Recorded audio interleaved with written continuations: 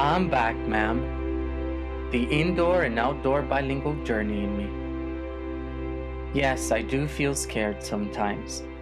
Understanding a second language is tough. It makes me... it gets me out of my comfort zone. Do you know what I mean? When I can't understand someone or make myself understood to them, I instantly think, am I like one of those people who can't learn another language? Is my brain just not good enough, perhaps? I freeze myself indoors. It feels so lonely. So exchange with Drix. Take number 1. I was missing that. Has it been a long time? Yeah. Since our last interview was in May. Yeah, May of this year. It's been a while. Yeah. So thank you so much. I'm so happy to have you here. Thank you. Thank you for inviting me. Please make yourself comfortable. We'll just have a chat. I think it's nice if we could start by, if you could tell us about yourself, your story with the English language, and let's see how it goes. That's a big question. I know. 2 hours later, here we are. My story with the English language. So it started quite early, actually. Started when I was a kid, probably around 5 or 6. The first memory I have with someone interacting in the English language, it was a conversation between my granddad and my brother. And I remember looking at them thinking, what the hell is going on? Because of course, as I speak Portuguese, that's my mother tongue. And my granddad was just asking my brother a few questions just to check whether he was learning properly, because granddad is like a self-taught person. He's self-taught English. Well, taught English to himself, basically. And he worked with the English language as well, so he managed to practice, and he was dealing with the English language on a daily basis as well. So he was asking my brother, and I remember being there thinking, wow, this is really strange. How can they understand each other? So that's basically my first memory, and it felt like I need to beat my brother up in this. I need to be better than him. I need to communicate. I need to speak this language, whatever. I didn't understand what that language was. I just wanted to do that they were doing, talk in this different code. And then there was a second experience which was very, very meaningful to me. I was in a car, we were driving back from the seaside, and there was a song playing from Backstreet Boys. The song saying, everybody. And by this time I was already speaking English a bit. And I thought, okay, everybody, I understand that. Oh, come on, I understand everybody. Everybody, todo mundo, everybody. Oh, but they must see that everybody means todo mundo. Come on, but that's what it means. They cannot understand everybody without understanding todo mundo. And then I was like, but that doesn't make much sense. How would they know that todo mundo? Because that's what we say here. And I was like, everybody actually means todo mundo for them without them knowing todo mundo. Yeah. That was like, everybody means todo mundo without it being todo mundo. It was like a paradox in my head, but at the same time very revealing. It's like, that was true to them. Whatever everybody meant to me at that moment was what it meant to them. And that was the first time in which I really understood the point of speaking a language. It was actually understanding what I was saying and what other people were saying without having to translate it. Do you see what I mean? Yeah, I mean, I find it so profound. Yeah, you know. That was a linguist being born there. Because, I told you before that in my experience in England, I kind of felt that it was different. Like I was conveying, my ideas in a kind of, I was being understood by people, but there is a difference of really making the language invisible in the conversation, as you say. Like and so I'm not quite sure if I reached that This point. yeah, this point in my in my experience over there. Maybe in some particular moments, but I just think it's incredible. And you were the first person I met that talk about language in this depth, for me, like in this in this way that language is, it's not a tool, it's not it's not something that you just learn for something. It's and that's amazing for me.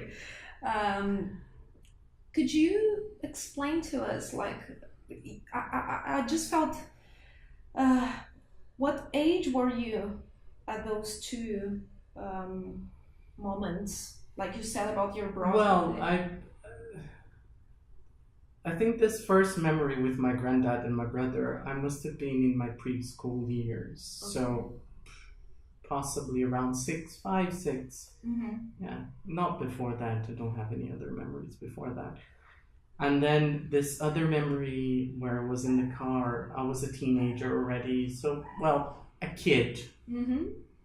Yes, soon to be a teenager, probably around 11 or 12. So I was not studying English as such. I was studying English at school, but at school, I was studying in a public school in Brazil. Okay. Public schools in Brazil are a bit different from public schools in the English term, as public schools quite good. But it's state school is actually the word I should be using here, which is not very well structured for language teaching. Okay. Yeah. So I didn't learn much from school apart from some vocabulary. What I was learning was from my experience with my granddad. It was from here and there, vocabulary was catching through TV programs or whatever. So I was probably around 10 or 11 in the car when I was doing that, kind of taking that insight into what speaking another language meant. So then what happened? I mean, when did you start diving into English? Then I started studying English at one of these English courses here in Brazil. And I remember my mom wanted me to study at a certain English course here in Porto Alegre, and we used to live in Gravataí at the time. And I was like, I don't want to study there. I want somewhere cool to study, somewhere that shows up on TV or something like that. Teenager. And then there was this brand new school that opened in Gravataí, and I said, I want to study there. And it was almost twice as much in terms of price as the school my mom wanted to enroll me in. But she said, well, if you're good at it, if you like it, then I'm willing to pay this much for an English course for you. And then I started studying there. And I just loved it. I loved every single bit about learning a second language. I remember that when I used to have a fight with my dad, because teenagers, they have a fight with their parents sometimes. My dad doesn't speak any English at all. And I remember that I would, complain about my dad in English because I knew he wouldn't be able to understand me. So you see, there is an emotional link and an identity link that is very, very important, and most people fail to realize. Another language, it's another way of being yourself. So at that moment, I was being myself. I I was strengthening the link between the expression through the language and my own identity. Do you see what I mean? Yeah.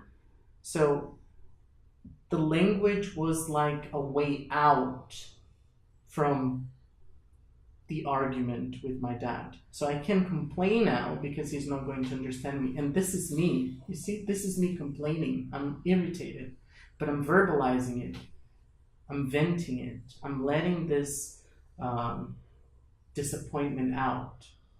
So language is the means through which I'm expressing myself. And there goes an identity link, an emotional link. Do you see what I mean? Yeah. Most people, when they learn a language as an instrument, as a tool. Yeah. They want to use the language. They don't want to be themselves in the language. They want to be themselves as they are, using a tool. And that is impossible. That is impossible. Do you see what I mean? Yeah. Because you cannot wear a tool as who you are, because you are not a tool. You are a human being speaking. So if you're using words to express yourself, why are you not being yourself while you're speaking? Why? Why are you using a language? Why are you using a tool? Why do you have to feel that English, or whatever language you speak for that matter, is a tool? I just don't get that. Yeah. So do you think we have a big problem then? Because I think most of the English courses around here, please correct me if I'm wrong, but they don't see language this way that you're saying. Is that, what do you feel about that? I feel that education overall is a bit industrialized, and that English and languages are just caught in that wave. Yeah. Most people go to university here in Brazil not to expand themselves through studying and through academic work, exploring arguments, exploring perspectives, coming up with hypotheses, coming up and testing hypotheses and creating theories. They don't see university as that. They see university as a degree, as a diploma, as a certificate that will validate a higher salary. So they see education as a step in a career, and a step to get somewhere perhaps more financially stable or whatever. Yeah. Do you see what I mean? Yeah. And in that sense, the same thing is applied, or it happens in the same sort of way with language as well. Languages are seen as a tool for your curriculum, for your CV. They're not seen as a way of expanding your human conscience. Not many people talk about conscience. Not many people are talking about self-knowledge and self-improvement. There are a few people, but they're a minority still. Will I never fall in love with someone in English or make new friends? Is it all there is to it? Am I like the faulty one? I've heard it before, but is it really true that some people can't learn a second language? Could I be one of them? So yes, I'm sorry. I do cave in sometimes. I do convince myself I'm too busy every now and then. I stop any series I was watching on Netflix, I put down any books I was reading, and I most definitely shut all doors. I won't talk to anyone in English. No freaking way. I lock myself indoors for a few days if I feel like I need it. We all have to sometimes, you know. Clean the cupboards and get all those cobwebs out. But it's unlike me to give up, and it's definitely unlike me not wanting to connect with other people. So hell yeah, I'm back, man. Yeah, so exchange Take drinks. two. Take two. Yeah. So yeah, we just had a epiphany around here. Off the cameras. Actually, camera is a very good example. So when we say that language should be invisible, it's a bit like having the camera is invisible. Yeah. Right? Mm-hmm. So of course, language is there. You cannot deny language is here. And if I want to look at language, I can, as much as I can look at the camera if I want to. And I can see the camera, the object, and I can project the people that might be watching, behind the camera and so on. But that takes cognitive space. A brain is a computing organ. It's processing lots of information through neural networks. At the time you're speaking, language is happening, but it's invisible because your conscience is not processing that. Just as much as my conscience is trying to avoid the camera, because if I think of the camera, I might get nervous, or I might hesitate, or I might not know God knows what. You see what I mean? I try to prevent thinking about the camera. And the point of having a good interview, the point of having a good recording is when you let yourself into the conversation without noticing the camera. So in that sense, language works a bit like that as well. If you're focusing on language, then you're analyzing the machinery behind the technology. So then you start identifying verbs, you start identifying sound patterns and stuff. And that does not help, because while you're doing that, you're reducing your cognitive space. And you're reducing your ability to focus on the topic you're talking about. You're reducing your ability to connect to the person in front of you. So in that sense, that's why we don't notice language mostly. It's possibly an evolutionary trick. Do you see what I mean? Yeah. And you should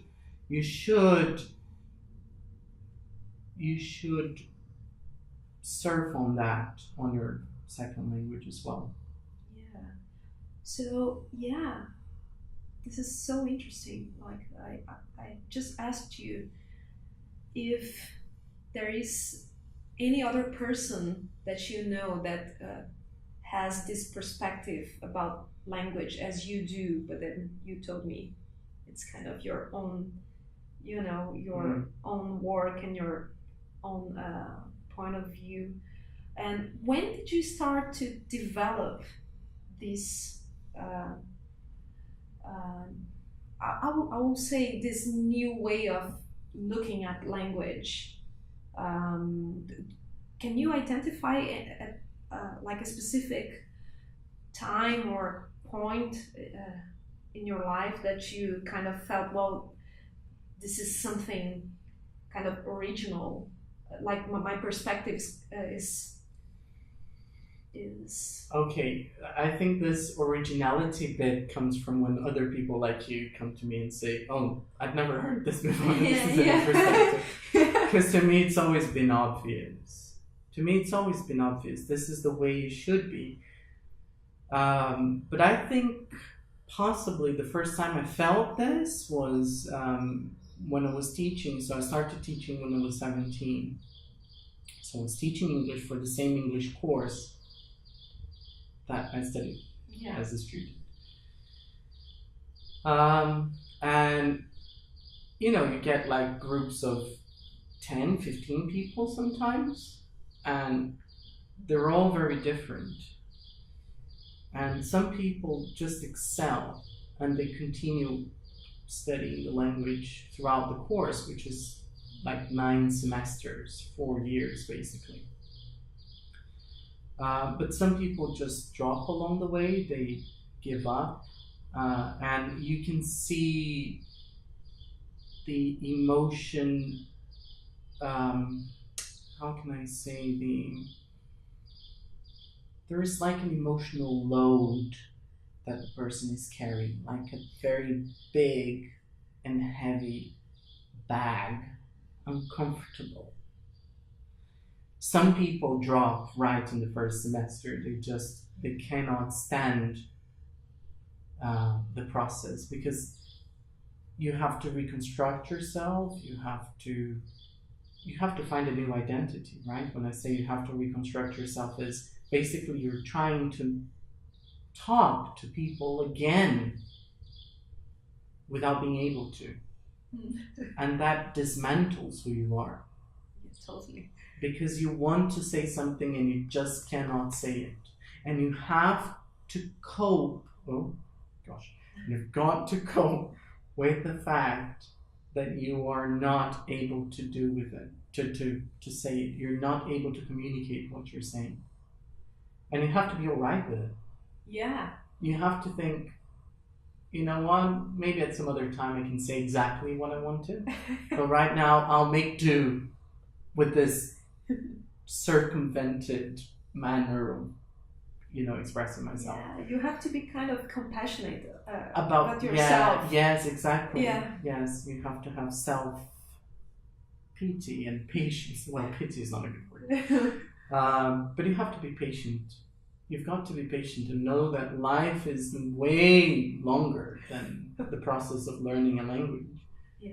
So right now you cannot express yourself. There will come a point in which you'll be able to do so. So just relax and enjoy it. Enjoy the challenge. Enjoy the contrast. And back to your question, many people, they fail to release this emotional charge. So they load it to the idea of language, of English. So English becomes a contest itself. Speaking the language becomes a context because you're aware of it. Just like in the example of the camera a few minutes ago, you're aware of the camera, you're aware of the English language, and you're constantly holding the idea that you're speaking the language. You're not trying to let go from that. You're constantly holding that, and you're associating a negative memory with that. And the more you try to speak, the more you bring this past memories loaded with bad emotions of the times in which you couldn't express yourself and everybody was looking at you and the teacher was asking you to repeat once, twice, 3 times, 4 times, repeat. And you're like, oh, I just can't make it. You're carrying that load. And then it comes to a point in which you just say, this is not meant for me. And then you just give up. So as a language teacher, I was very much aware that what people needed the most were not extra classes when they were failing language, when language was too much for them, when they were not being able to conjugate verbs or whatever. What they needed was psychological help.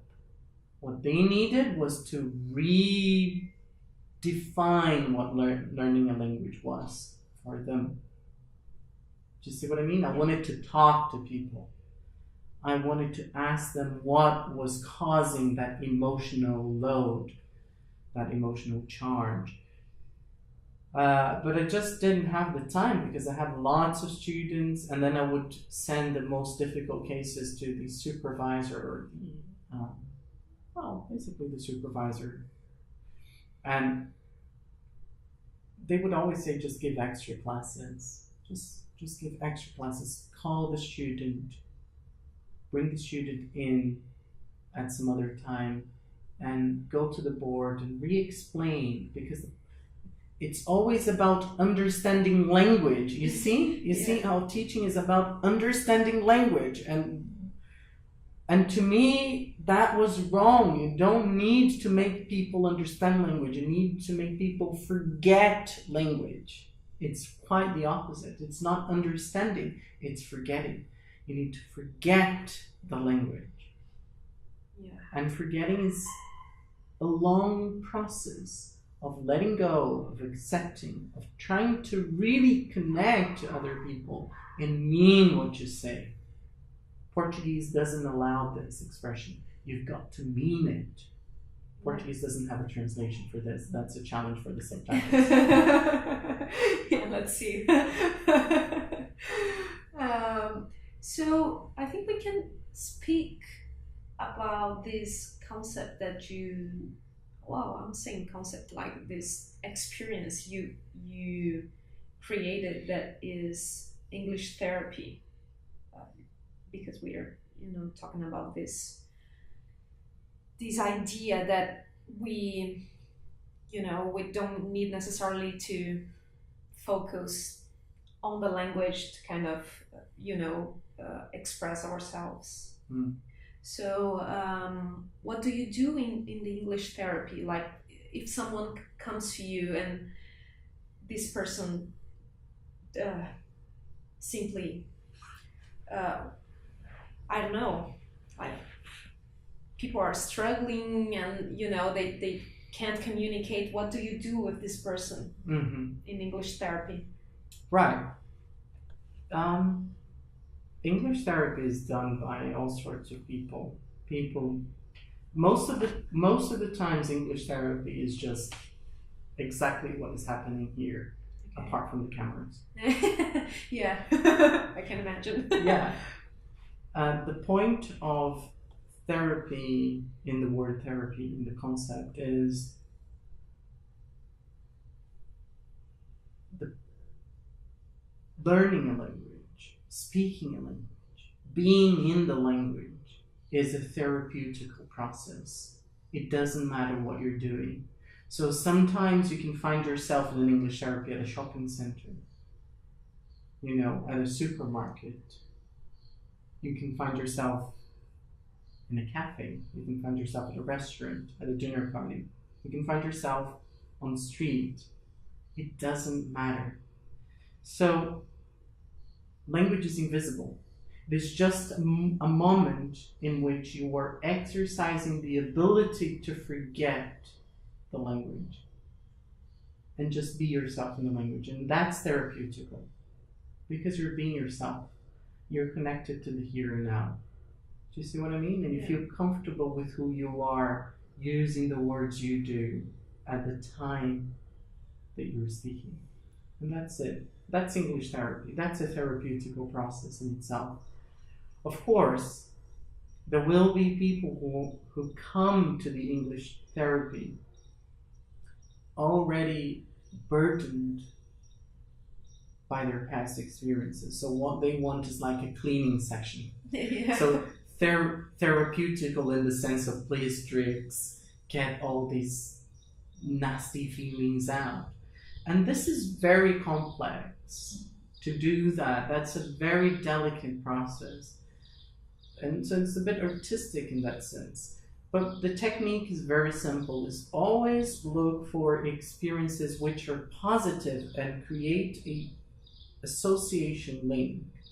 So for example, with those people that struggle the most with the language, and I have a few clients who do, what I basically do is I go out for a walk in the park, because there are several psychological elements which are positive in the situation itself. First of all, you're in an open space, right? Human beings don't like being shut in a room when they're not feeling comfortable. That can asphyxiate them. Do you see what I mean? So removing the walls is already psychologically positive. It gives the brain the idea that if it really panics that much, it can run off. It can run away. Okay. All right? Because you're dealing with your fight or flight system when you're nervous. And you're nervous because you're speaking the language and you can't deal with that. So you're nervous. You're afraid. So if you remove the walls, that fear kind of reduces a bit. It gives your brain a bit more freedom. Then you associate it with sunlight, fresh air, greenery, like a park with plants and trees, right? Physical exercise. So for example, I also recommend, not during the English therapy session, but that every day somehow you associate your language, your expression in the language, yourself in the language with something positive, such as stretching before bed. So you just get a YouTube video, one of these that you can very easily find, and you learn a stretching sequence for relaxing the body, and you see your body is relaxing and there's nothing fancy about that. I mean, it's just muscles, and they're sending signals to the brain saying it's time to relax. And you're also listening to BBC radio or to an audiobook or something like that. So basically, you're just pairing language with something positive rather than a classroom, rather than thinking about language. You're just trying to forget the language. Therapeutical in that way. What you want to do is to create new association links. That's all. It's very simple. It takes long, but it's very simple.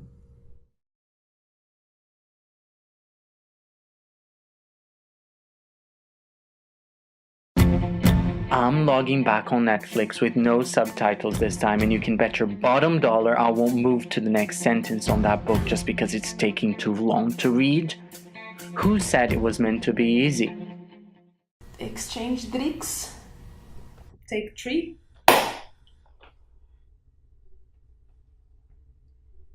So, drinks. Supernatural. Tell me, how did you move to England? Like your Do you mean the means of transportation? Yeah. Like by boat.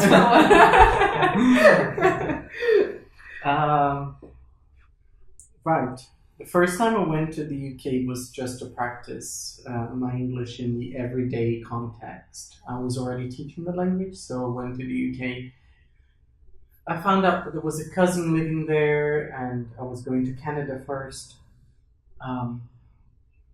Then decided to drop my course in Canada and go to the UK. So I stayed there for 10 months. My cousin lives in York, so I stayed at his house for about a week or so, and then I went to London. And that was my first experience abroad. I was 19. Wow. And I lived in York, in London for about 9 months overall. Okay. So that was my first experience living abroad before coming back. So how it was? I mean, you were so young. I was really young, yes. I really wanted to have this experience. I really wanted to go abroad. And when I got there, I was over the moon. I was living another culture. What was really funny is that during that whole year, I managed to make only one friend from Brazil. Only one friend from Brazil, because I was avoiding Brazilians. It's like the devil runs away from the cross. Yeah. Yes, because I just felt that I didn't want to speak Portuguese. Yeah. I didn't want to. You could make the most of the experience. Yeah, I can understand this. Yeah. And I think that was very helpful. That was perhaps one of the most important decisions I've ever made. Because from that, I kind of veered into a much more profitable road career-wise. Why? Basically because, and now I'm interviewing myself, you see, I'm asking myself questions. Go ahead. Like being a teacher. Basically because when you go abroad and you're studying one of those language courses, cheap language courses, all you can get access to are other foreign people, basically. So you get people from Russia, and you get people from China, and you get people from all over the place. And that is fascinating. I mean, I made friends with those people as well. But if you get into talking to Brazilians, you create a Brazilian bubble again. And then you're living abroad, but all you're experiencing is your Brazilian expression, is your Brazilian bubble. Yeah. Because you go out with your Brazilian friends, and then you're speaking Portuguese at home, and then like traveling with family and boyfriends and girlfriends, that's a no-no in my opinion. Don't do that. Yeah. Don't do that, because that's castrating, that's taking out the most beautiful part, which is not knowing anything, having to learn to be yourself in a different culture, because then you will contrast your culture with other people's culture the most. And you'll have to make new bonds. And by doing that, you have to assimilate to them. You have to get nearer. You have to become a bit more like them. Yeah. And so, over the course of the first 3 months, at first it was going out and meeting other foreign people. But in about 2 or 3 months' time, I'd already migrated into the English community, because then I joined a society here, a society there, people that like going to parks and doing picnics and stuff like that. And then I joined these people who were locals. You see, and then you start communicating with these people, and they bring you into their groups, and you start mingling and absorbing the culture a bit more, being yourself in their culture. Did you feel accepted in the first place? Mostly, yeah. Mostly, yeah. It is a human thing, I guess, to perhaps feel lazy about getting closer to someone who might disappear next year. And I think, do you see what I mean? Like, if I live here in Brazil, and there's someone from France over for 10 months, I might not want to spend too much time with this person. This is horrible to say, this sounds horrible. But unconsciously, perhaps, as the person is going to disappear soon. Now, you have to break that. You have to show that you're not an immigrant. And this is the prejudice, right? You're projecting an immigrant, someone who's here temporarily. But once you break this ice, and you start connecting to people, you start talking to people, and you start knowing who they are, who their families, what their families are like, what their habits are like. You start sharing life with them. It's also a human thing to connect. And then after a while, you've just got friends you don't know whether they're from the UK or from Russia or whatever. And in that sense, I very easily blended into the English culture, although I don't have an English accent anymore. Or whatever. I've never had. Although at some point I did. Yeah. It's just that back here in Brazil. I couldn't. Yeah, manage like I can't. Just can't do it, darling. Just can't do it, darling. So then you spent 10 months in London, and then you moved back to Brazil. Yeah. So then what happened? Then crisis happened. Basically, I realized that I really liked languages and I really liked teaching. But following a career in the language industry would be a disaster. Career in education in Brazil, unless you're studying economics or something like that, is terrible. So there's not much money in that. So I was lost. I just didn't know what to do, because on the one hand, I wanted to study languages. I wanted to study Portuguese, and I wanted to continue being a teacher. And on the other hand, I said, I'm going to starve myself to death if I continue in this career. So I ended up by having to go to a psychologist, doing proper therapy, not English therapy, just like proper therapy. Who am I? Where am I going to? What is my purpose in life? Well, that's interesting. I would ask you then, do you feel that like your experience abroad, apart from the fact that you loved English language, but I mean like the cultural experience. Um, so do you think maybe this could affected you in a way? This could, I don't know if I know how to ask this, but in English. But you can yeah, ask me I in will try. Portuguese. Yeah, You can ask me. but I will try because yeah, You like feel, let's you make feel it in the zone. yeah. You feel in the Let's zone. make it invisible again. Okay, English. God. Okay, I can hug you. I can hug you. English me. Yeah, you see, it's working. It's working. No, I would say like this cultural experience, it changed you, of course.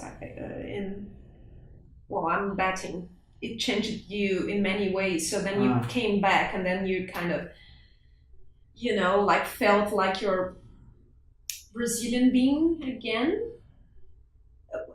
Was that what happened? Was like myself back in Brazil was different from Yeah, myself. yeah. I mean, you And then I wouldn't fit anymore. Yeah, like my question is like how do you think like culture played a role in this feeling that you had when you came back? Okay, yeah. Right. It's difficult to synthesize that in a few sentences because it's a life experience. Sometimes it's very difficult to verbalize, and verbalizing is always deceitful in many ways.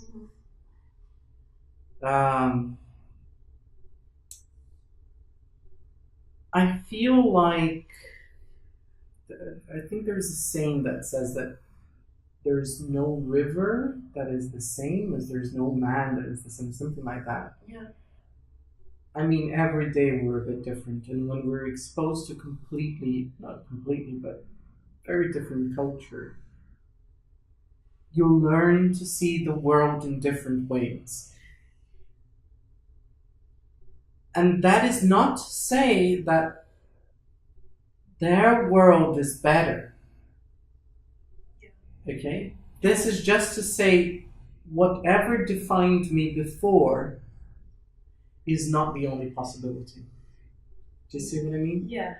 So you're open to, you just start questioning yourself. Your life is an open book because you know that most of the things you knew and you thought were you realize they were just cultural.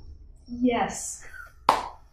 That's awesome. I felt the same way. I think Bruno, behind the cameras, felt the same way. Yeah, that's epiphany for all of us. Yeah. I mean, this is Well, that's the whole point of the conversation. It's kind of like okay, interview is over. No, I mean, it's like it's a very powerful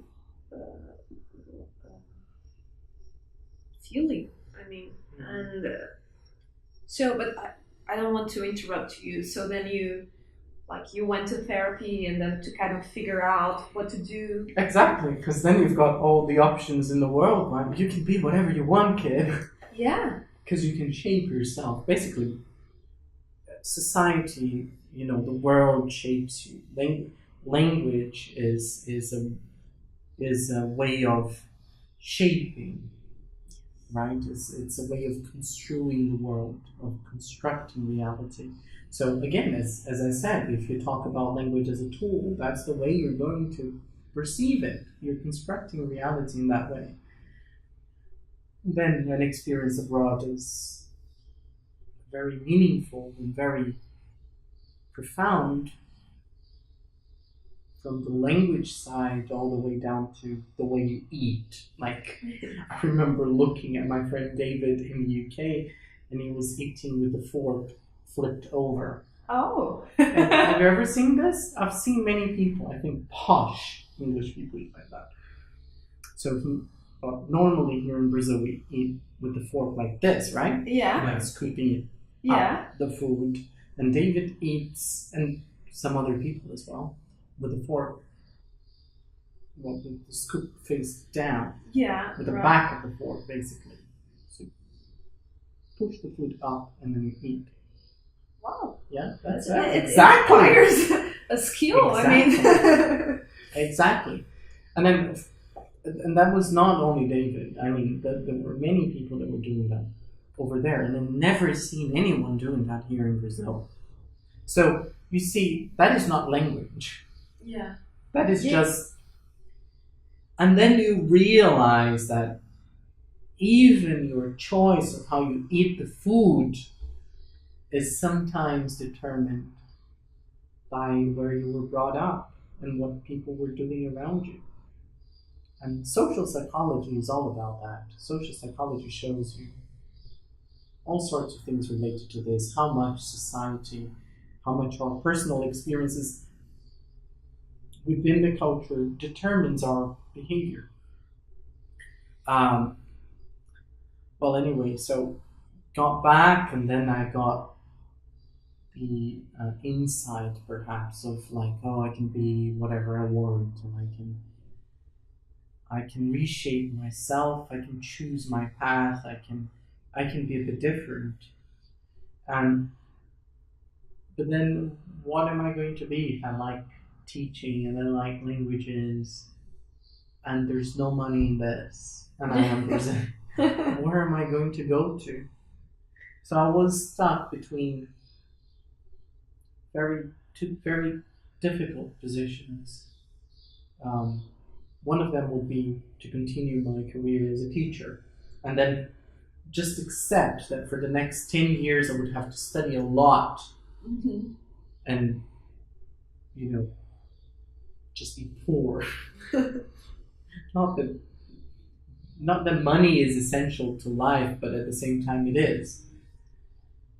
Or should I just use my abilities, my ability to speak another language, my ability to communicate so well, to maybe find a job as a salesman, or work with international commerce, or work in a hotel, in the tourist industry, something that would be more financially wise. Yeah. You see, I was rational at that time. I'm going to be someone different, but who am I going to be? And that was like making a decision, and I just didn't know what to do. And that was kind of killing me. So I had panic attacks. Wow. Yeah, it was intense. So how long have you stayed in this process? For about 6 months. Yeah. But I met a very good psychologist, very, very talented, here in Brazil, in Porto Alegre. Ginter is his name. And he helped me a lot. Because I think the point with a psychologist is to have someone who listens to you without judging you, and who's able to give you some feedback on what you've just said. Don't you think this means? And as I was reconstructing myself, I was pulling myself up again, this friend of mine from the UK was talking to me, and he said, oh, I can help you if you want to study abroad. Perhaps this will give you better career choices if you, instead of studying language in Brazil, you studied abroad. And that's when I started applying for universities in the UK. Okay, then you got accepted. And then I got accepted at the University of York. Yeah. And I've always been so whenever I have a goal in life, I'm very committed to it. Mm-hmm. So I get all powered up by the forces of motivation. So I remember I had this interview with the University of York over the phone, and I had a whole wall covered with notes. Because my fear was that the person who was interviewing me would ask me a question I didn't know, like even a question that I knew, like why do you want to study there? I go, of course I have an answer for that. But at the time I felt like, oh, I'm going to panic. I'm going to blank out. Nothing will come out of it. So I had an answer for absolutely everything with arrows pointing everywhere. So if they ask about my motivations, it's to the left corner up. And if it's asking about why the University of York, then it's on the right side, lower section. So I had never used it.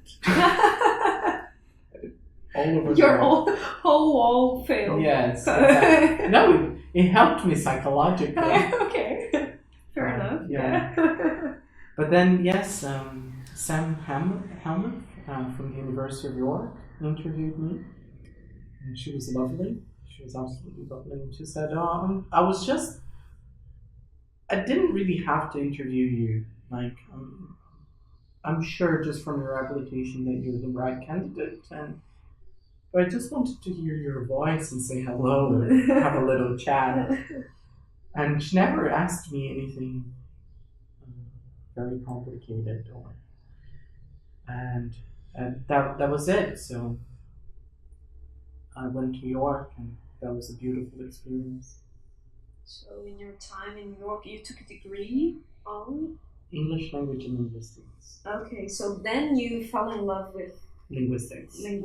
Oh yeah. Can you tell us about that? Because you told me like you didn't know what linguistics. No, I didn't. No, because I applied to English language first. Most of the universities I applied to, I looked for the course of English language or English language and literature. Yeah. And there were just a couple of universities offering English language and linguistics as a course. And one of them was in the University of York. And I was not really keen to this linguistics thing. I was like, linguistics? Okay, well, it's English language, so it must be good. Because I never stopped to think about what linguistics was. That was me going to higher level education without knowing what I was going to study. Don't do that. But then I researched. Obviously, before the interview, I was already ready for what linguistics was, for understanding what linguistics was. So I went to Google and researched. Very quick Google search. What's linguistics? And then I started reading about it more and more. The structure of sounds? Really? The structure of language? The structure of words, sentences? Like, not only, let's study grammar and let's study how, you should write properly in English. But let's study what makes English English. Let's study what makes speaking human. Let's study how the brain processes language. That was fascinating. So I fell in love with the idea, and then I fell in love with the course once I started it. So yeah, you told us, I attended an event that you held with Stella Bittencourt, which was called Lavando Palavras. Mm. Yeah, and then you told us that we kind of, for us that for people that are bilingual, we get things like how can I say this? Layers. Yeah, it's not like it's like in our brain, like we use the same organ to process both languages. Yeah. So can you expand on that? Because I felt that it was so interesting because like I remember that I had one experience in England. I was recording my album and my producer, he's American and he was a lovely guy and then, I was speaking to him and I was singing in English and in Portuguese, like like I was doing my takes while I was recording, like sometimes I would like to express something to him, but then I felt like, wow, I have this, database, this huge database with both languages, and then I would say things, and like I felt I was picking up like different words, like can I have, and then I would say something in Portuguese. Can I, and then I felt like, wow, this is so, like I feel my brain is working really hard, like sometimes. Yeah. And he's not bilingual, so he couldn't quite understand what I was saying. But like sometimes I had this feeling that I was like picking up words like very quickly in my brain, like wherever the language was. And and then when you said this, like I felt like I had this experience, like, wow, like I'm just picking up words and I'm quite not sure like if it's English or Portuguese. I'm just trying to communicate things. So I'd like you to, if you could expand on that. Yeah, of course. It could become a lecture here. Yeah. It could take hours for me to explain this, but basically, well, we've only got one organ processing all that information, right? It's your brain. It's not fictitious. You might think that we have Portuguese and then we have English, and that they're two separate things, but at the same time, they're only one, because language is the interface between you and the world, right? That's how you communicate with people. That's how you connect to people. That's how you make meaning out of life. If we didn't have language, how would we ever talk about the past? The whole concept of past is dependent on language. I mean, you could perhaps have a memory, but the concept of past is related to your ability to point to the past in communication and tell someone, you know what? Yesterday I was riding my bike and I ran over a dog. Whatever. How tragic. You wouldn't be able to do that because you wouldn't have dog, you wouldn't have bike, you wouldn't have... So language is your interface for dealing with the world, for dealing with your memories, for dealing with the future, for dealing with yourself and with the relations with other people as well. Okay, so, and you're processing all of that invisibly in your mother tongue. But when you're learning your second language, of course, you're a bit more conscious of it because you're learning the words and there's someone teaching you most of the time. But the brain is processing all of that as if it was your first language still. It's not processing it as if it were your mother tongue, if it were your second language. Yeah.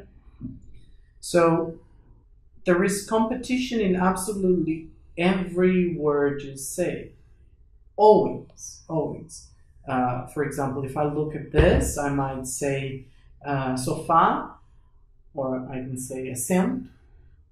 O seu assento é muito confortável, o seu sofá é muito confortável.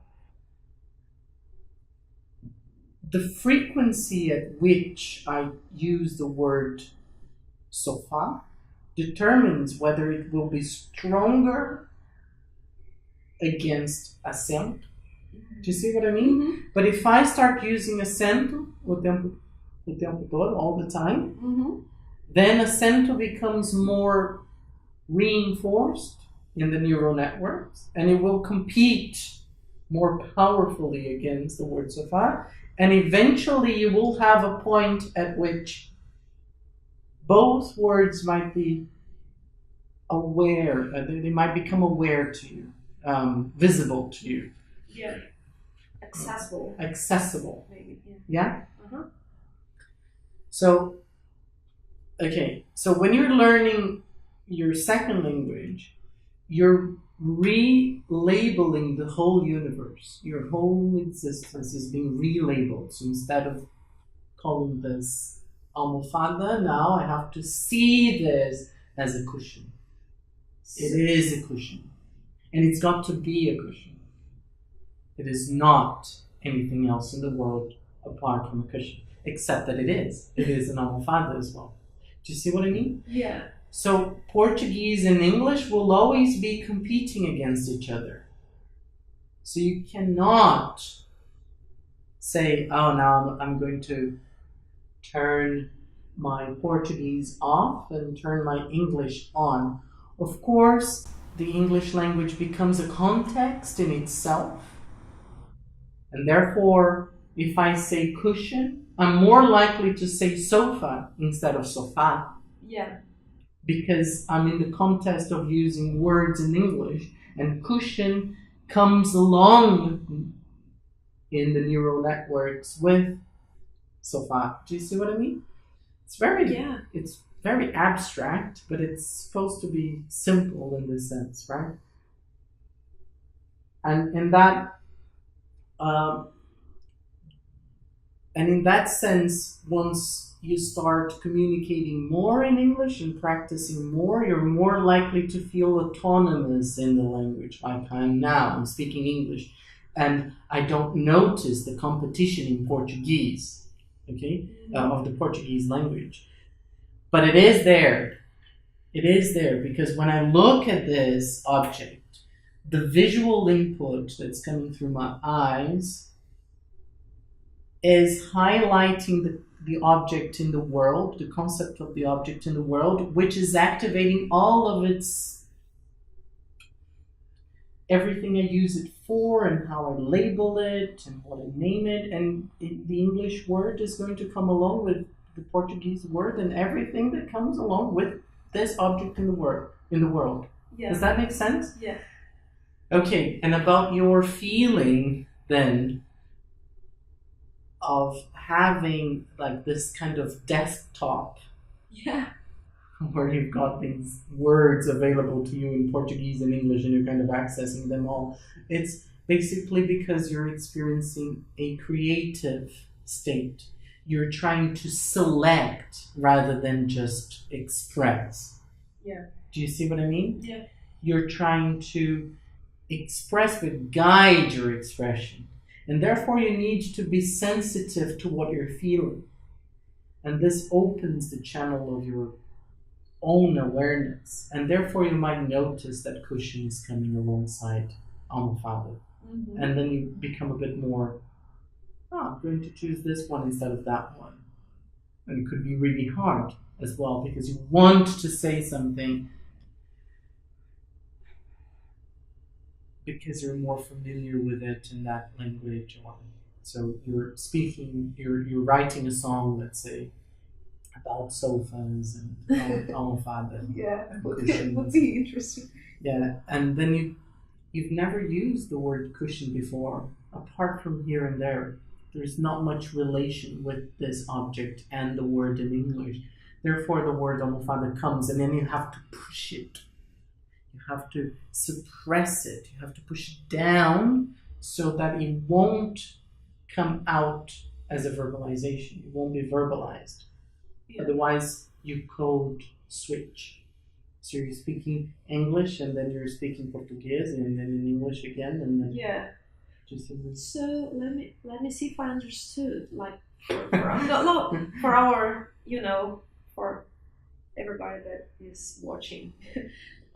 You have to create, not create, or I would say like be aware of the feeling of experiencing the world in English. Mm-hmm. As the same, I am aware of experiencing the world in Portuguese. Mm-hmm. Like that's why you said like if it's a sofa, it's a kind of it's a different experience than if it's a sofa. It could be. Okay. It could be a different experience. Okay. So, for example, Let's say that you have, um, let's say that you're in the UK and then you're in an interview about a shop that sells sofas. Okay. Okay, and you want to be a saleswoman there, you want to a sales assistant helping people buy their sofas. But the interviewer is just a nasty person. Oh, he's horrible. And he's making you feel awful because you're an immigrant or whatever. Then you start having all that emotional reaction, right? You're feeling miserable inside because of this interview. You just want this interview to be over. And then the whole interview is focused on talking about sofas. And he's asking you to sell the sofa to him. Do you see what I mean? Yeah. And then you repeat the word sofa for like 20 minutes over the interview. Oh, this sofa is good and that sofa is different. And you're trying to show your abilities as a sales assistant, selling that sofa to him, your interviewer. But the experience itself is terrible to you. Now, when you're next time you speak the word sofa at home or whatever, you might have a residual feeling of like the concept of sofa is associated with the word sofa, which was repeated so many times alongside with that nasty memory. Okay. But the word sofa is not associated in the same way. Of course it is to a certain extent, but not to the same level. Do you see that becomes a bit isolated? So that's why you can have selective, how can I say, blockedness or whatever. You can be blocked just in English and not in Portuguese. So you can be extremely communicative and you can express yourself beautifully in Portuguese, but in English you're shit. Pardon my language. But in English you cannot put a word alongside another word and another word. You cannot align them because you just feel that you're unable to, and the whole of your experiences have pointed out that this is not possible for you. So you've internalized that alongside with the language. Does that make sense? Yeah. Have I diverted from your question? No. That's wonderful. I would just ask. I think I understood. Like you associate. Yeah, there is. I can give you a better example, I guess. So I've got a friend who went to my house a few months ago, and my mom was cooking an ox tongue.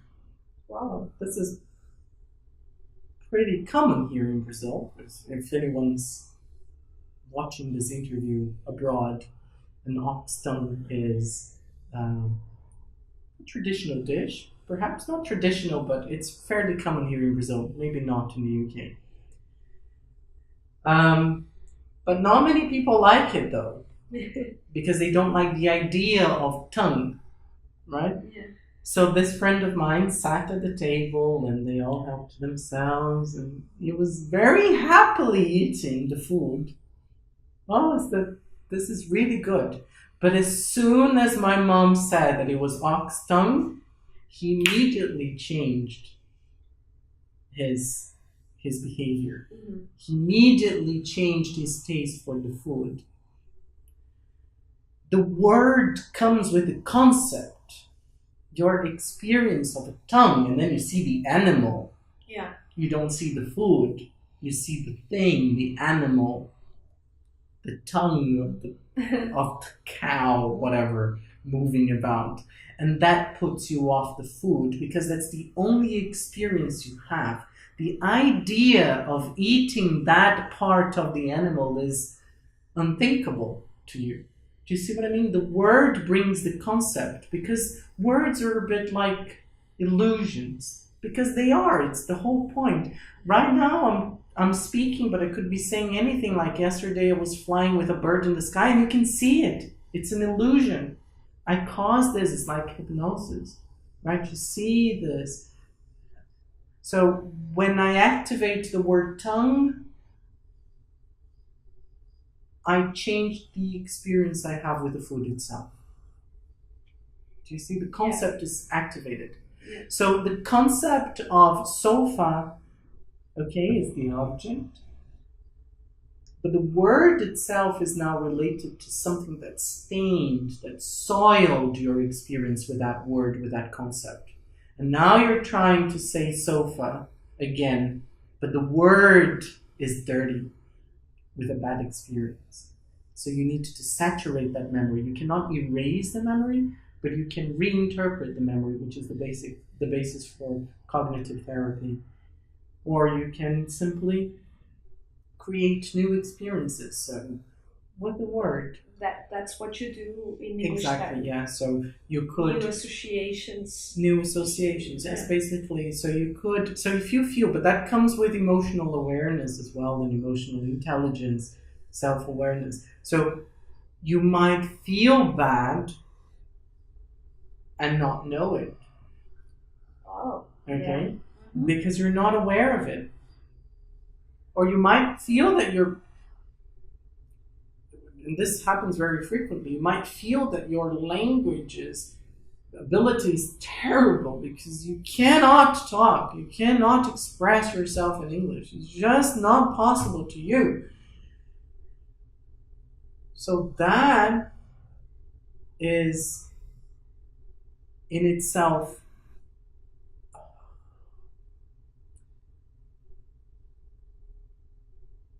blocking you from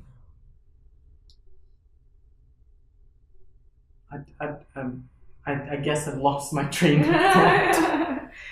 But I think this will have to be clipped out. Yeah. But yeah. Yeah. No, that's okay. What was I saying? But that. It seems to me that easy has never been an option. I see babies learning Portuguese all the time and it takes them freaking years. But we got there once, didn't we? So up to the moment until I can feel the human being behind those sounds in the air or letters on the page, I'm not giving up.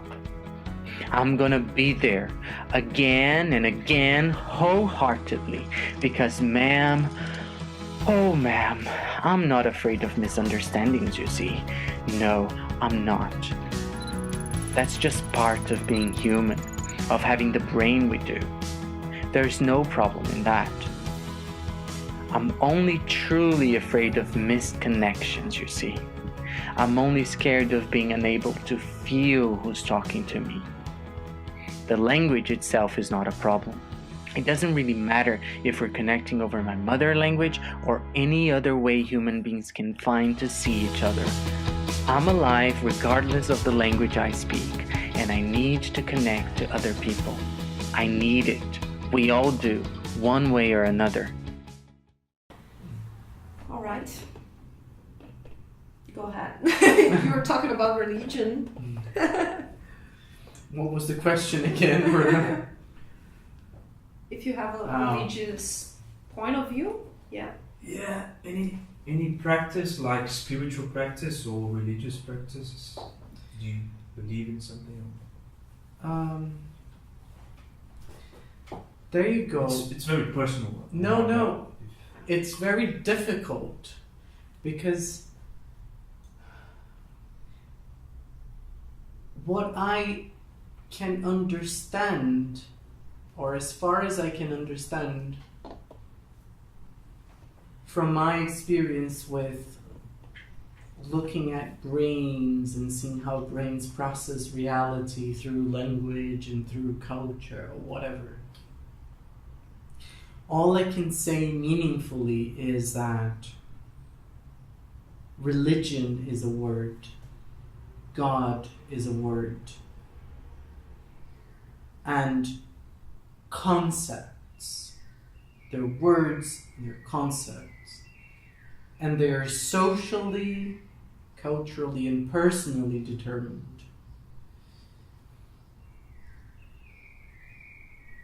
But most importantly with that is that there is absolutely no way that I can understand what God is or what religion in fact is, with a limited organ, with a very, very, very limited capacity for processing information.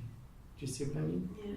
So even if we added the whole of the brains around and believed, in this sense, that together as a species we're able to compute such refined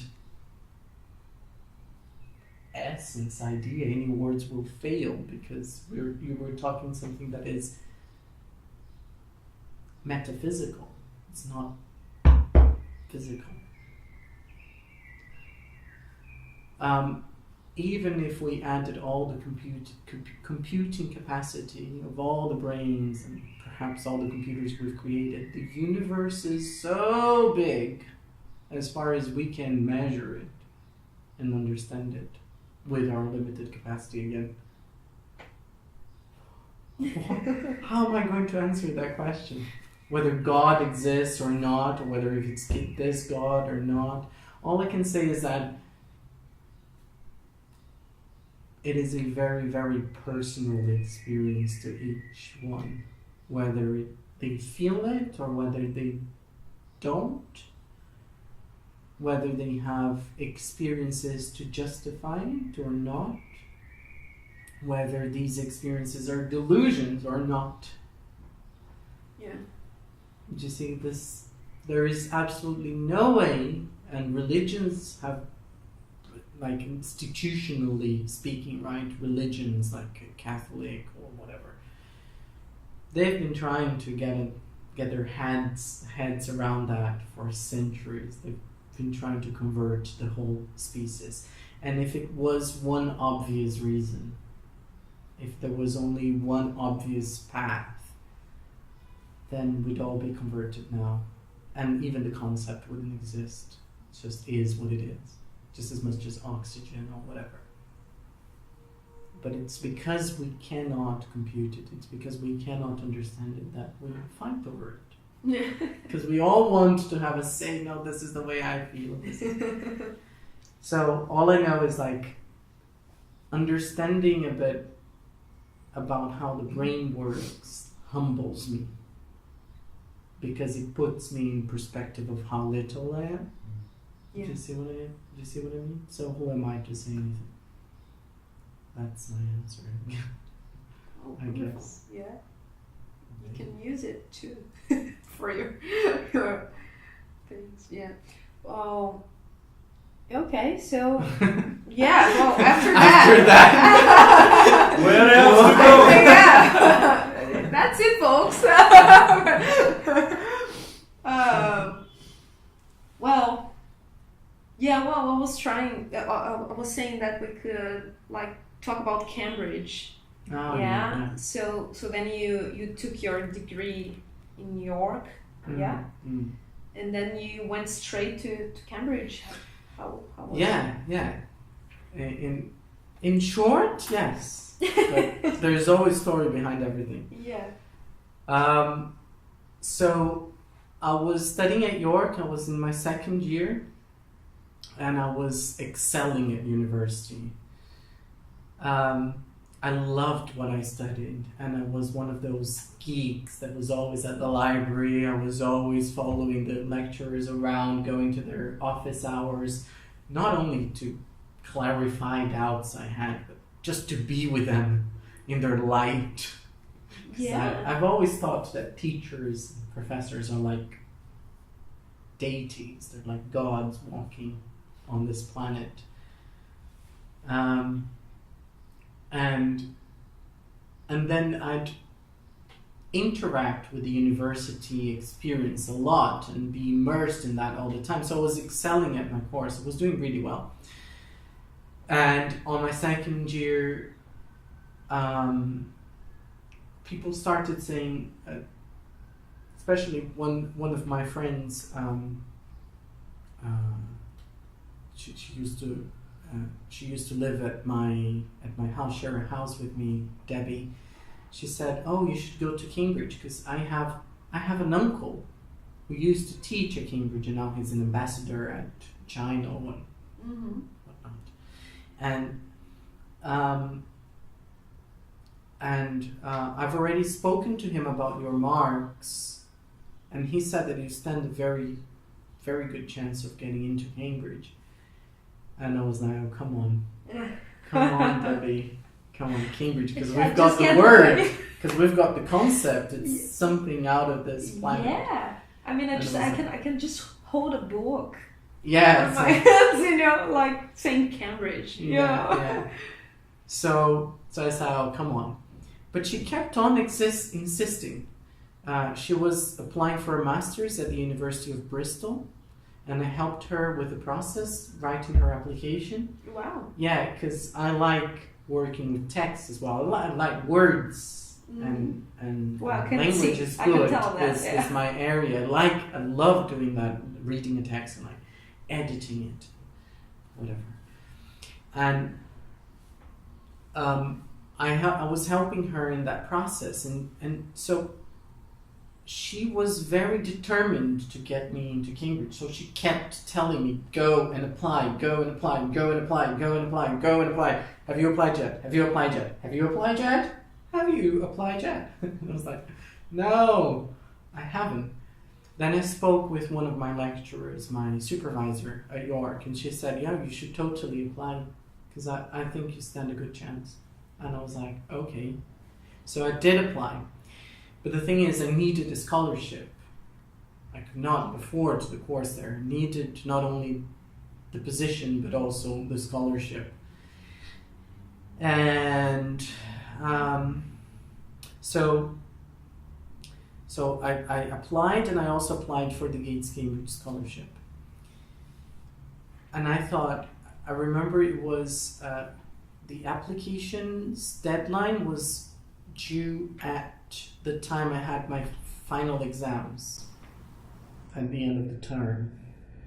And I was really stressed, and I thought, oh, this application is just not worth it. Come on. I was reading my own text, my application text, and I'm never going to get into Cambridge with this application. So you're very self-critic. Oh yeah.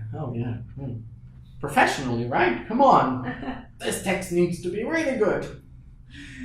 But I just didn't have the time or the energy. I was really tired from all the studying and all the exams I had at York.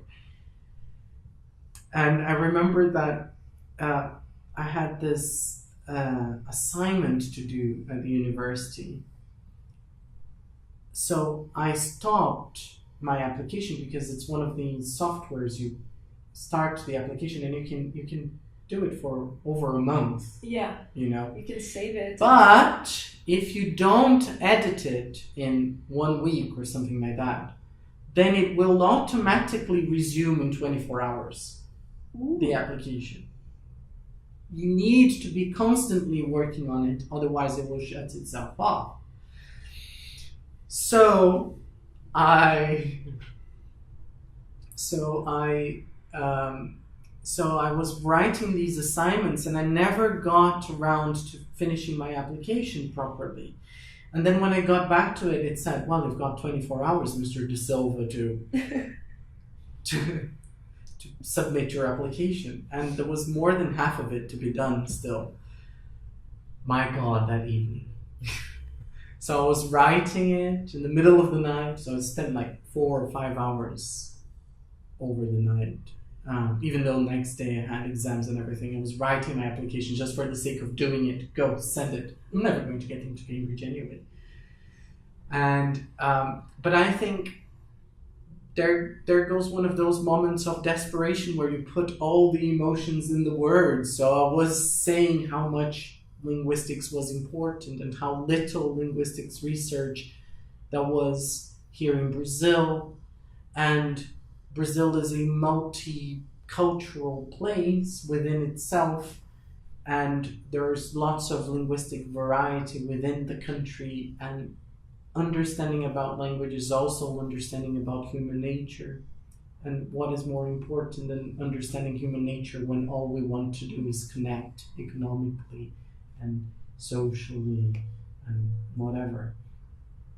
So I put all the emotion into that application because I thought this is the moment to go for it. But I really meant it. Yeah. I really meant it. So they called me. They called me for the scholarship, and they said I had an interview. And I had about a month to prepare for the interview, and it was over 400 people per vacancy, per position. The name of the scholarship is called Gates Cambridge. It's a scholarship given by the Gates Cambridge Foundation, which is associated to the Bill and Melinda Gates Foundation, from Bill Gates. And basically the scholarship asks you to give back to society. So you get the scholarship, but you need to prove that you're a leader and that you're going to use your knowledge, your academic knowledge, to improve society somehow, to work hands-on and affect the lives of other people. I really meant that in my application, that linguistics is really, really important, especially for a developing country like Brazil. With bilingualism, you're dealing with people who need to sell Brazilian products that will economically move the social machinery in the country, right? Yeah. They're selling drains and they're selling trucks or whatever, airplanes, Brazilian technology, but at the same time, if they don't feel connected to themselves when they're speaking the language, how are they going to connect to their customer? Do you see what I mean? Yeah. So I thought that and I still think that for a developing country, being connected with yourself while you're speaking your second language is extremely important, because people from outside will look at your country like, should I trust this technology? Mm-hmm. It's cheaper, but should I trust it? And if the salesman answering the call at the other side, or selling me or presenting the product to me, is this bit hesitant or nervous, I will never think it is because of the English language. I will think it is because of the product. So I might not make a deal and buy from you from Brazil because there's something in you which I don't quite trust. Mm-hmm. But that something in you is your insecurity with the language itself. Do you see what I mean? Yeah. Well, I have a question. So I think this has an impact politically. I think this has an impact socially overall. And that's what I put in my application as well. Do you think that's interesting? Do you think people like English native speakers want to communicate? Like it's broad. It's maybe I shouldn't ask this, but I'm just curious because you put it in a sales perspective, like in a economically economical relationship. I don't know how to say it, but but I'm curious about the fact that if people, if English native speakers are somehow willing to connect with other people, bilingual people, just for the sake of connection. Mm-hmm. You know, like if they will overcome this. Yeah, I mean, because in a way, I feel it's hard to explain like just one sentence. Like I'm trying to find the right words, but I feel in a certain way I'm blessed by the fact that I could have access to a second language, and I could develop this skill, like this way of connection with other human beings. But I think it's very difficult for a person that doesn't experience that to kind of understand the importance So I'm thinking the other way around. I mean, usually English native speakers don't speak a second language. So how do they see this connection? Because like we are talking that we put an effort to kind of connect, to find this expression in our second language. But I'm wondering, how does it happen the other way around? Like, do they, I don't know. It's broad. It is complex because it varies from person to person. Yeah. So basically, empathy is a human trait, right? So if I empathize with you, I will put myself in your shoes. I will try to see the world from your perspective, and I will try to understand that you're feeling nervous because you're speaking a language that is not natural to you. But at the same time, when you are in a position where you should be rational because you're buying $5-10 million worth of grains, or grains is not good because grains are food, but let's say that I'm going to buy an aeroplane from your company, your manufacturer, and each aeroplane is, don't know, millions. I'm investing a lot of money in your technology. Should I trust you? I'm not going to empathize with your inability to speak the language. Do you see what I mean? Yeah. Because I'm not thinking about your language ability. All I can think about is 10 millions hanging over my head because I'm a buyer. I'm a purchaser. I'm purchasing this, and the responsibility, if I spend all this money and the airplane falls or if whatever happens, it's my responsibility. I might be sending my company bankrupt if I purchase the wrong equipment or whatever. Do you see what I mean? Yeah. So I'm not interested at the human side, although it is relevant.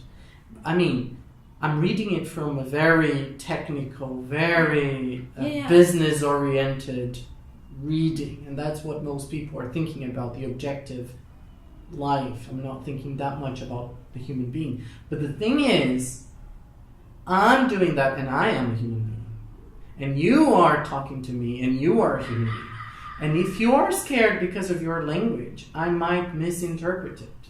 Do you see what I mean? Yeah.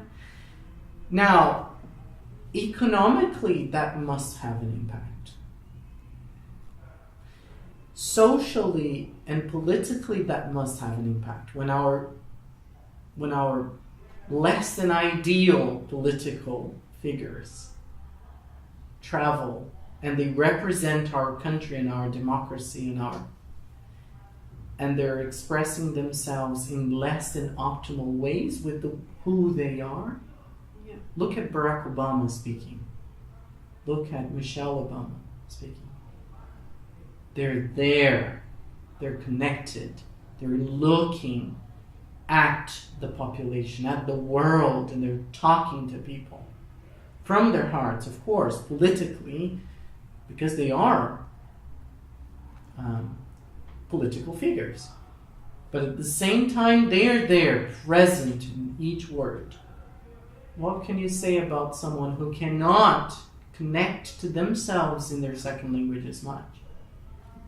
We're not talking about not making mistakes. We're talking about feeling comfortable with expression. Yeah. Do you see what I mean? Mm-hmm. Because if I feel nervous, my body will react to this. And you will notice that I'm nervous. And you will read this reaction I have in whatever way you want to read. Mm-hmm. Yeah. Yeah. Politically, this could be disastrous. Because if we're trying to negotiate a peace deal... Yeah, no, I understand. I think my point is just like, I feel like, as I said, like I'm putting like a blessing, because like, although sometimes it's hard to, for me to be comfortable while speaking the language, and really express myself in a connected way internally. I feel like this effort makes me a better human being. Yeah, and that's the whole point. I believe Yeah. that as well. I hope that this can be useful, not just for, let's say, Brazilians that are, using English as a second language, but also maybe for English speakers who could try, or Americans, or I don't know, like, could try a second language. I mean, this is my thing. Like, the other way around, sometimes I wonder if people would be willing, to change their perspectives. Because I think for us as Brazilians, it kind of makes sense in a way that, like, we see like the whole, like, the information available in English is huge. And it's kind of a common language in many situations and in many countries.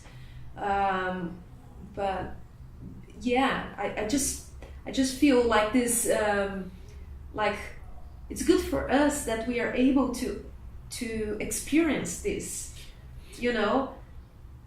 because it's a self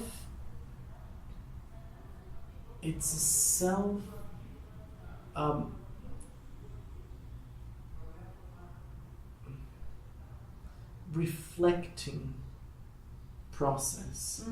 The process of learning a language. It's like you're turning the camera around, because you cannot be who you are anymore. I mean, of course you can, because you have a body, and you are. It's not like you're someone else totally. That would be psychotic or whatever. But at the same time, you have to recreate your reality. You have to recreate the way you connect to other people. And this is absolutely difficult. Not because learning a language is difficult, but because learning about yourself is difficult. And most people won't be able to cope with the idea that they cannot express themselves properly. So what prevents them from talking and communicating with someone else or connecting to someone else is not their inability to conjugate verbs, is their inability to feel themselves, to relax, their ability to cope with the idea that sometimes the whole system crashes and you have to pick yourself up by your bootstraps again. And let's talk about this in a different way again. Yeah. You're fighting against memory. Don't forget that your reality is processed by your brain. Yeah. And your brain is an organ just as much as your heart. Yeah.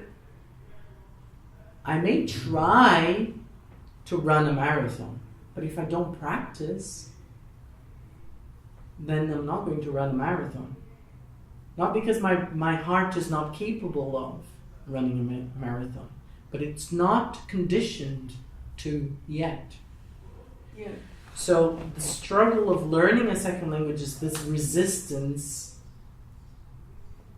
that the brain has to reshape itself. So you have to accept it. And if you accept it and you let it go, let it go. Let it go. It doesn't belong to you. This emotion. Then you're not associating a negative emotion with it. So the best you could do is like not feel anything, or you could feel really excited, that's good, but there are some people that get really euphoric in English, and they develop an euphoric personality because they're speaking another language and they get really, really, really worked up and they talk really fast, and then you can see, wow, they've become that as well. But I'd say that's interesting, but the best is when you can migrate and feel relaxed and feel very joyful and very excited, and then you can feel very angry in the languages. Have emotional diversity in the language. Yeah. Instead of a monotonic,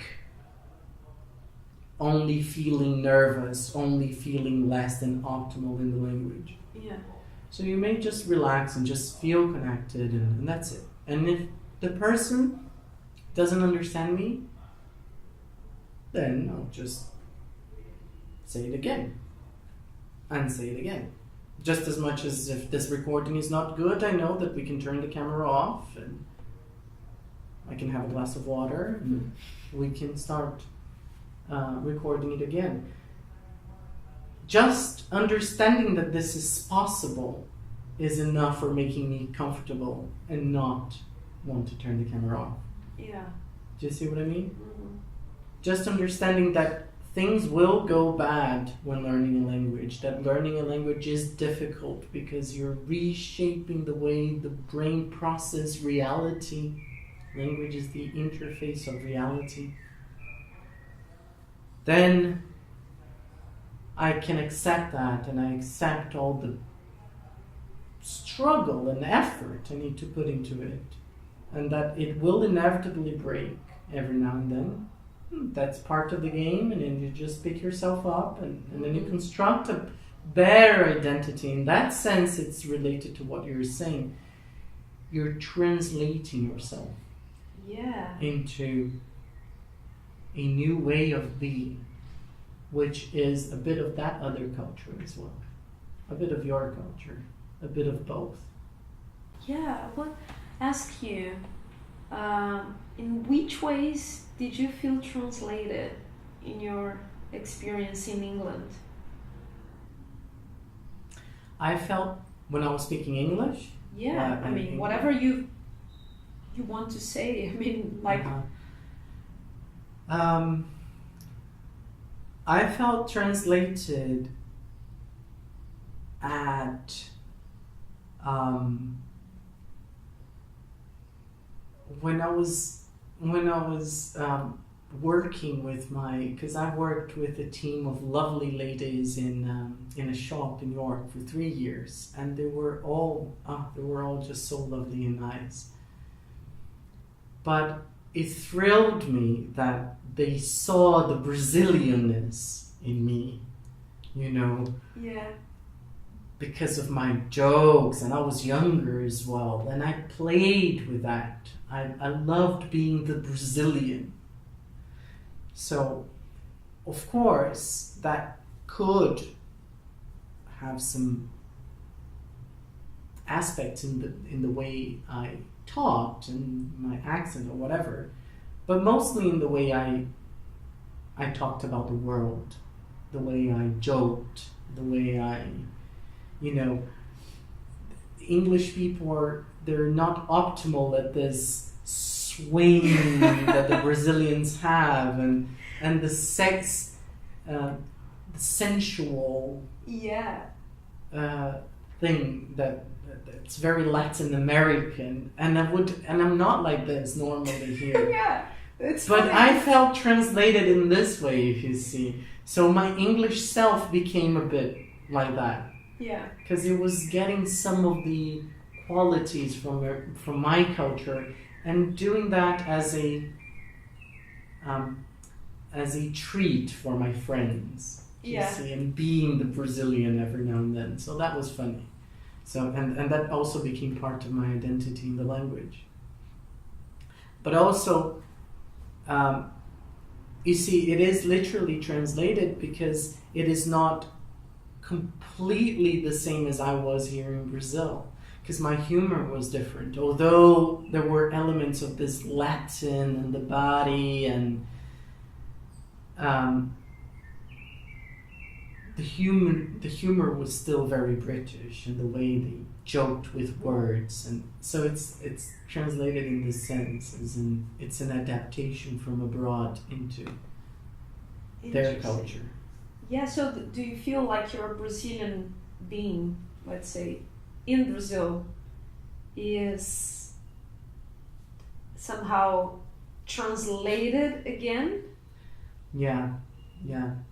So before going to the UK, I was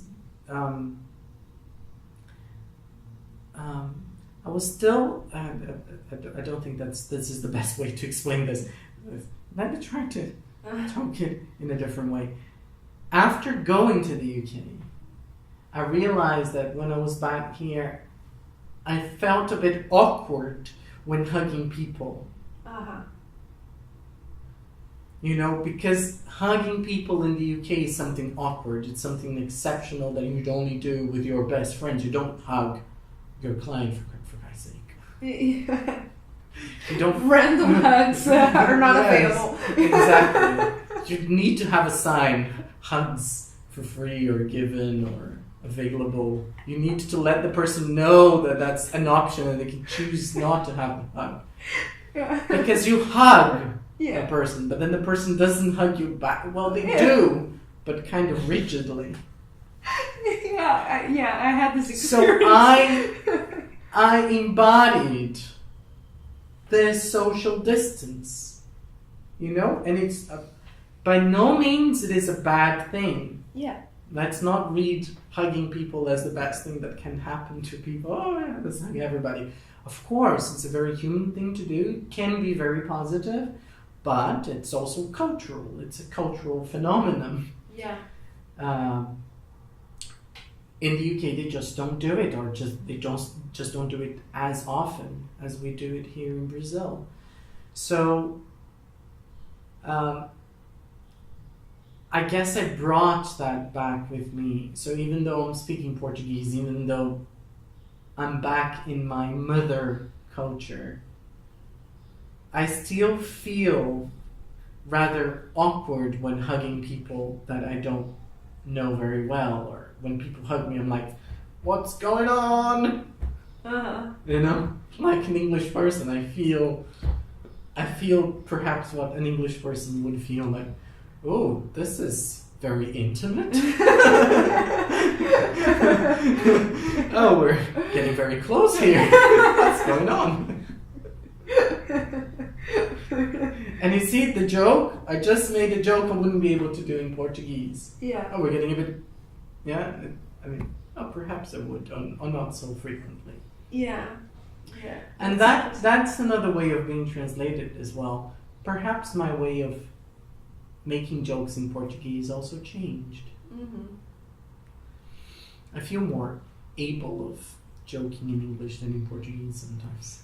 Because of the English way of making jokes, the sarcasm and the innuendos. But that's interesting. I think, like, just sharing with you, like, I felt like I was very Brazilian when I was in the UK, because you know, like I became aware of things that I.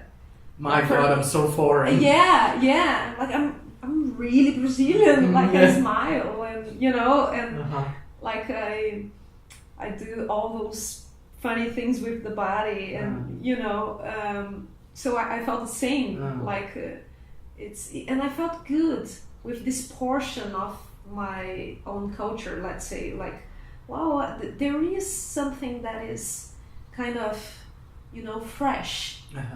You know, because before moving to the UK, I felt I was very serious, and I was very, you know, like structured and methodic, and over there I realized, like, I am Brazilian. Like I kind of, you know, like let's do this way, you know, like, and change things last minute, and so I felt good about this, like this characteristic, not very much, you know what I mean, like just it has a certain place to happen, but but the spontaneity, yeah. I felt good about that, and when we came back again, when I came back from England, I felt the same way as you. Like the interaction in Brazil is very much intimate. Yes. And not like, even if you don't hug people, like the way you talk to people is kind of, you know, I can meet you and then I tell my life, you know. Yes, neighbors, for example. Yeah, like in the first 5 minutes of conversation, it's wow. That caught my attention. I was like, whoa, do I need to really know that? Yeah. And it's way more shocking when you go abroad, but you could also experience that when you go to another state or even to another city. Yeah. So if you go to Bahia, that's very different. If you go to Rio, that's different. If you go to Sao Paulo, that's different. Yeah.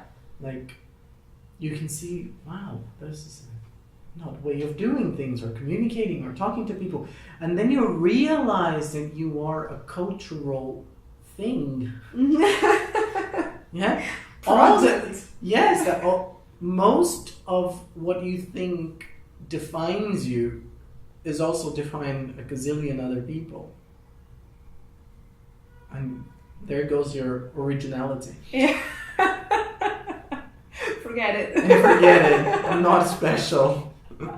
Sorry, guys. Sorry. You're not special.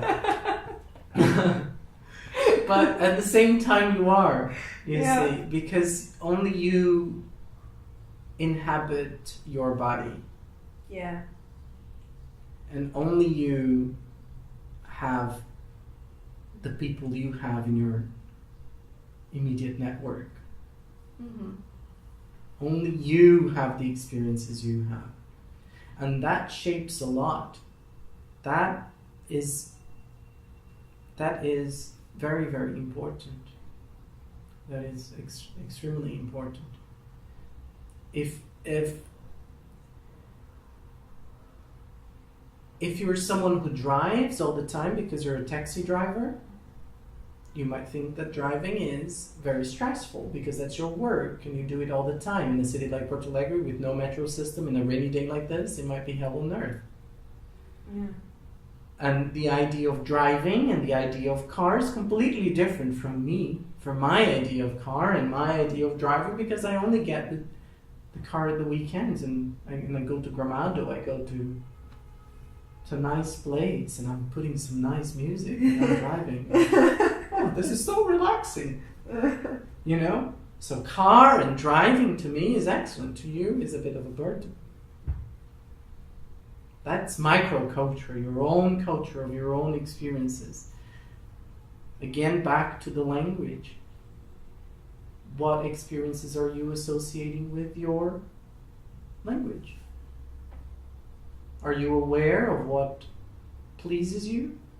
Or are you just in an English course because everyone's at an English course? That's a good question.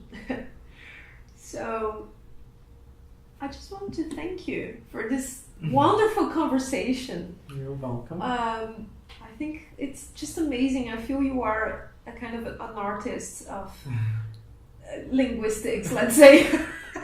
You know, like I guess my supervisors at Cambridge are like, oh, what the hell? Yeah, well, we've made a monster. But yeah, I mean, it's just wonderful. I think your perspective is very unique, and that means you're being yourself, as we spoke before, and that's a wonderful thing. And you know, like I feel you translated some of my feelings while I was in England. Because I used to talk about, you know, my feelings, and then I was not quite being myself at some point, but then sometimes I would forget that and just speak. And nowadays you're just translations, right? Yeah, a bunch of translations. But you know, like, it's just amazing to see things with this, through this perspective, and with this let's say, with this clarity that we can approach language in a different way, and it can add to our lives, you know, in this deeper sense. So I think you're doing a beautiful job, and thank you. Thank you. Thank you very much. There I go with my whole new soul Translated. translated. Thank It you. is a whole new soul. Thank you very much, and let's keep this as much as possible, right? Yeah, sure. Yay. So yeah, becoming bilingual can feel pretty scary, but we deserve the time it takes to connect. Don't we? Don't we? So I'm walking away from subtitles and translations. I'm letting go of any curtains, any filters. My doors are wide open to the world outside again. It's time to meet new people and express myself through the sounds of other cultures. I'll find myself in them. I'll allow myself to be unashamed of being seen. You find me at cafes, at parks, or lounging with other people, connecting in English, and perhaps even toasting the journey of becoming bilingual with a nice glass of wine. Why not? Excuse my grammar, ma'am. If we disconnect, will you please help me make myself understood again?